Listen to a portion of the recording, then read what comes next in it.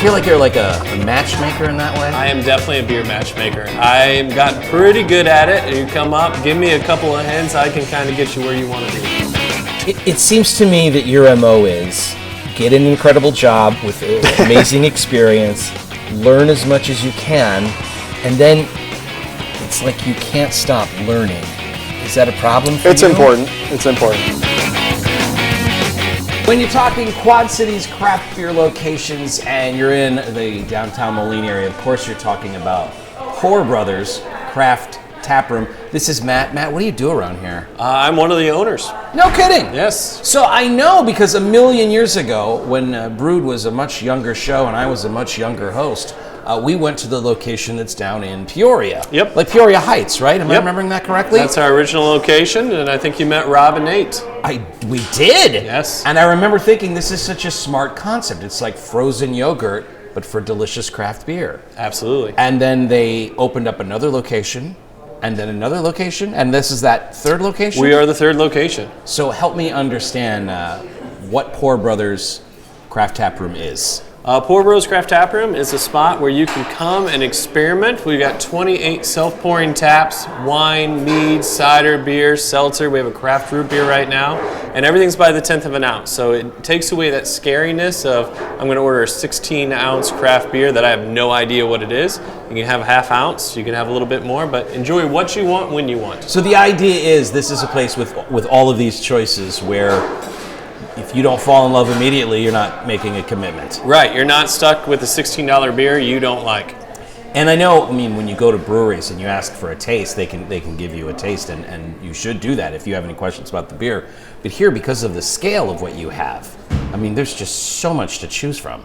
Help me understand the assortment that you have and what you're going for here in terms of the variety. What do you want our experience to be like when we come here? I want everyone to be able to find something. So from my domestic drinker, we've got Schlitz up there.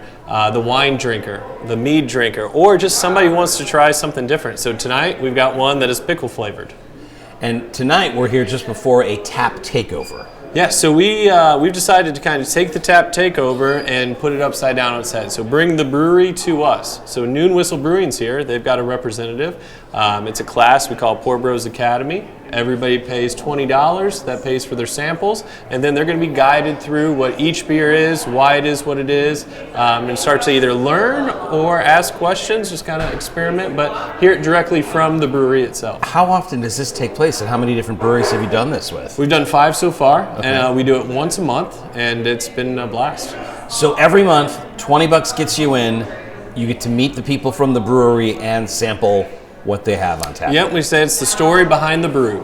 That's so great. Yeah. So it's a way, what we love to do here on the show is go and visit breweries. What you're saying is you flip that and the breweries come to you. Yeah, and in turn, we find that people then go to the breweries. Everybody loves going to breweries, but sometimes you don't know where to go, you get in a rut, or it's just the idea that I gotta drive 3 hours to go try this. So instead, we're bringing the brewery to us. It's just like any relationship, right? Like you need someone to make the introduction. Absolutely. Do you ever feel like you're like a matchmaker in that way? I am definitely a beer matchmaker. I've gotten pretty good at it. You come up, give me a couple of hints, I can kind of get you where you want to be. All right, let's role play. I'm going to be one of those people who comes to the bar and I say, I know I don't like IPAs. Again, remember, this is a role play scenario. I don't really feel that way. I don't like IPAs. What should I have? I would ask, do you like fruity stuff? You want sweet? I don't like fruity stuff. All right, how about sour? I don't like sour stuff. How about just beer-flavored beer? That's what I want, beer-flavored beer. All right, I'm going to take you over to Noon Whistle. They've got one called Brewski. And I think you're going to like it. Craft beer, you choose. You get as much as you want, or as little, depending on whether you're in love with the beer or not, here at Pour Brothers. Matt, thanks so much. Thank you. Cheers. This is Nick. Nick is with Noon Whistle. Nick, normally we travel to the breweries, but here for this tap takeover, the brewery, that's you, Noon Whistle. That's me. Is coming here to the Quad Cities. First off, welcome to town. Thank you. Have you been to Pour Brothers before? I have. I have. Yeah. So, Noon Whistle. I want to ask a couple quick questions about the brewery. Absolutely. I have heard that the idea of a Noon Whistle, that the owner of the brewery, when he was a kid, they would go to this small town in Wisconsin, and a whistle would go off and that let everyone know at noon, and this can't be true. It's noon, time for everybody in town to have your first beer. Yeah, something like that. Yeah. To be honest, That sounds wonderful. The town didn't play by those rules, but the family did. I see. So they would vacation, and it was kind of a way to, alert everybody that it was time to crack your first beer. So it's noon. Yeah, absolutely. We're wasting daylight up here. Let's Exactly. Get to work. I mean, you're in Wisconsin. What a better place to do that, right? So Noon Whistle starts. How long has Noon Whistle been around? 2014. We were Right. 11 years. We've been around. Started off in Lombard, Illinois. So the Lombard location, it was kind of a smaller space, right?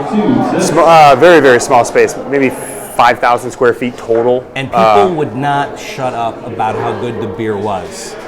I'm telling you this as someone that listens to people talk about beer a lot. Absolutely. People would say Noon Whistle, Noon Whistle, Noon Whistle, and then the next thing you know, now you're in like Naperville, right? Like a bigger location? Yeah, so we actually expanded our Lombard location as well as moved into a new facility in Naperville, 30,000 square foot, just giant warehouse to really ramp up our production. All of the beers here, this tap takeover that's going on. Yeah. I mean, you've got, is this like everything that's available in the state of Illinois for us to drink? This is a lot of different beers. So I think we have 5 or 6 different ones on. We've got a lot more products that are available. Okay. Yeah, so we're predominantly known for our hazy IPAs, our gummy series is what we call it. Right. And so we've got 2 of those offerings here tonight. One is a fruited variant version. So we add some fruited puree, so real fruit, which makes it pretty fun, kind of side by side, the two. And then, a handful of our other staples, some IPAs, an amber lager, really a nice balance for tonight. And Brewski is the beer that just tastes like beer. Oh yeah, And that's a compliment. It's your beer favorite beer. That's what I want to hear. So all these folks that signed up for this class, which is about to start, all of these folks are going to get to taste all of the different beers from Noon Whistle, Correct. and you will be telling them the stories behind all of the beers. That's it. That's an amazing opportunity. That's so cool. It's awesome. Well, listen, we're not going to keep them or you away from your beers. Appreciate that. So appreciate your time. Keep up the good work. Hey, thanks And so much. cheers.